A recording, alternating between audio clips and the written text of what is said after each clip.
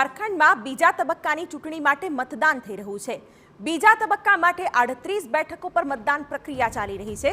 ઝારખંડના જંગમાં 528 ઉમેદવારોના ભાવિનો ફેસલો થશે। ચૂંટણી મેદાનમાં 472 પુરુષ અને 55 મહિલાઓ મેદાનમાં છે। કુલ 1,23 લાખ મતદારો મતાધિકારનો ઉપયોગ કરી રહ્યા છે।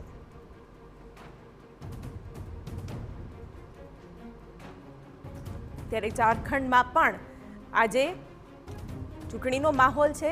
બીજા તબક્કા માટે મતદારો મતદાન મથક પહોંચી રહ્યા છે। 38 બેઠકો પર મતદાન પ્રક્રિયા હાથ ધરાઈ છે। ત્યારે વિશેષ જે પોલિંગ સ્ટેશનો ઊભા કરવામાં આવ્યા છે ત્યાં પણ લોકો પહોંચી રહ્યા છે।